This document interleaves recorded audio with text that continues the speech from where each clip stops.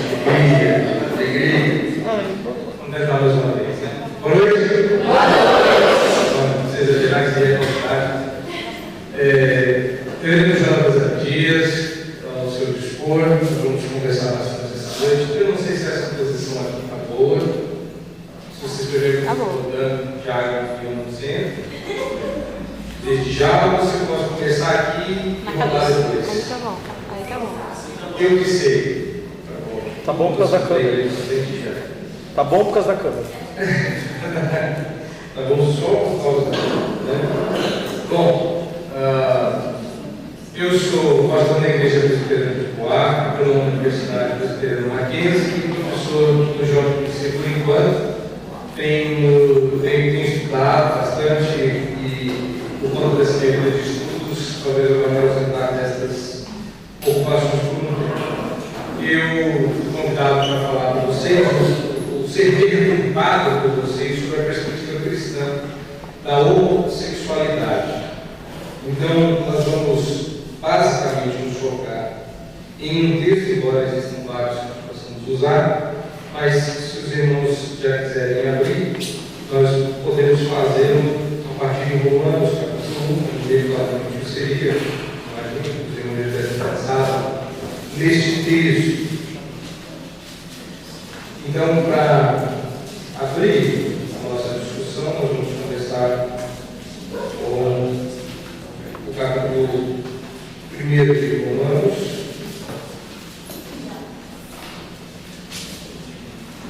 Eu vou provocativamente começar a ler a partir do verso 18, que eu peço que os irmãos ajudem. Obrigado. Se os irmãos puderem acompanhar, seria muito positivo. Mas o verso 18 do capítulo 1 de Romanos, eu vou ler por um bom tempo, esse texto é bastante versículos, 10. Então, acompanhe a leitura, que diz assim: a ira de Deus se revela no céu com toda a impiedade e perversão dos homens que detêm a verdade pela injustiça, por conta que Deus se pode conhecer e manifesta entre eles, porque Deus lhes manifestou. Porque os atributos invisíveis de Deus, assim como o seu eterno poder, como também a sua própria divindade, para onde se reconhecem desde o princípio do mundo, sendo percebido por meio das coisas que foram criadas. As homens são, por isso, desculpáveis, porquanto, tendo conhecimento de Deus, não glorificaram como Deus, nem lhe deram graças, antes se tornaram nulos dos seus próprios raciocínios, obscurecendo-se o coração insensato. A essa altura você deve estar se perguntando o que esse texto tem a ver com esta noite. Calma, deixa eu me acompanhando. Inculcando-se por sábios, tornaram-se loucos e mudaram a glória do Deus incorruptível em semelhança da imagem do homem corruptível, bem como de aves, quadrúpedes e répteis. Por isso Deus entregou tais homens à imundícia pelas concupiscências de seu próprio coração, para desonrarem o seu corpo entre si. Pois eles mudaram a verdade de Deus em mentira, adorando e servindo a criatura, em lugar do Criador, o qual é bendito eternamente. Amém. Por causa disso, nos entregou Deus a paixões infames, porque até as mulheres mudaram o modo natural de suas relações íntimas por outro contrário à natureza. Semelhantemente, os homens também, deixando o contato natural da mulher, se inflamaram mutuamente em sua sensualidade, cometendo torpeza homens com homens e recebendo em si mesmos a merecida punição de seu erro. Ok? Algumas coisas que eu quero pontuar, que não é um estudo, não vou falar todo o tempo, vocês desejam ter um momento de interação. Então, eu vou adiantar algumas coisas, deixar outras no ar e esperar que venha de todos os lados. Primeira coisa que eu quero deixar claro é que vocês vão notar que eu vou evitar o uso do termo homossexualidade. sexualidade. E vou ostensivamente usar, até a guisa de, em alguns momentos, eu faço isso normalmente, não é somente por conta dessa programação, eu faço naturalmente na minha vida, até a guisa de provocar, se possível ofender. Não é minha intenção ofender, mas se ofende, então eu faço deliberado. Eu uso o termo homossexualismo e não o termo homossexualidade. Eu explico por quê. Porque quando eu uso o termo homossexualidade, eu estou assumindo toda uma teologia, todo um entendimento social e moral de que existe uma expressão da sexualidade legítima chamada homossexualidade. Ainda que nós cristãos não achemos, e eu estou usando provocativamente de achar, nós devemos ter certeza, de que achemos que a homossexualidade não é uma expressão legítima da sexualidade humana. Quando nós usamos esse termo, nós sancionamos, porque o homossexualismo incomoda. Porque os prefixos e os sufixos da nossa língua, embora muita gente já não saiba mais o que isso significa, eles ainda são importantes e significam alguma coisa. Então, quando você termina alguma coisa com lidade ou com ismo, você está dizendo coisas diferentes. Quando você chama de homossexualismo, você está dando contornos do comportamento que não são expressões de sexualidade, que podem ser tudo menos isso. Quando você usa homossexualidade, não. Você está dizendo que existe uma heterossexualidade, bissexualidade, ou seja, que existem sexualidades variadas. Eu termino com ismo, eu estou dizendo que isso é um padrão de entendimento, um padrão de comportamento. Nós temos idealismo, nós temos capitalismo, nós temos cristianismo e temos homossexualismo. Então eu provocativamente vou usar a expressão homossexualismo porque entendo que não existe uma sexualidade homossexual. O homossexualismo, definindo para início de conversa, é a insistência de que a atração pelo mesmo sexo deve ser vista como natural e como a escritura não pode ser alterada.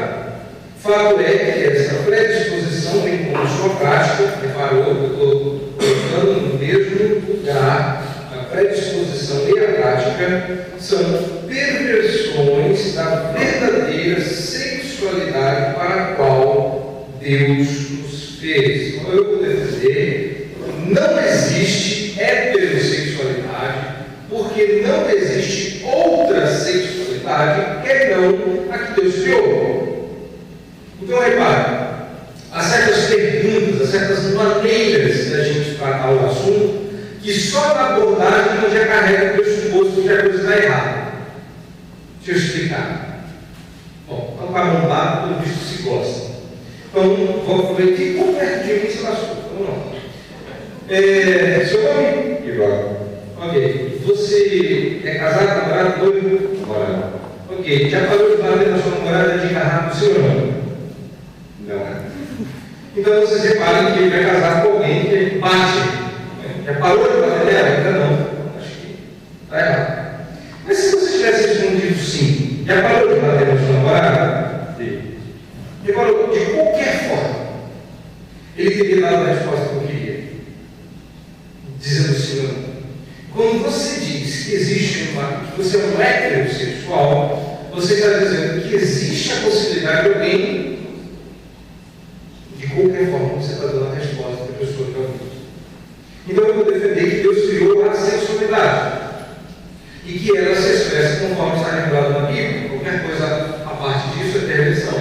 Então nós assumimos certos pressupostos que eu estou tentando acordá-los para isso a partir desse momento. Então, se a sexualidade deseja se manifestar assim, ou seja, homossexualmente, não é uma expressão de sexualidade, mas uma corrupção do ser sexual. Então, também vou defender a ideia de que sexualidade é uma expressão humana, mas homossexualidade não pode ser.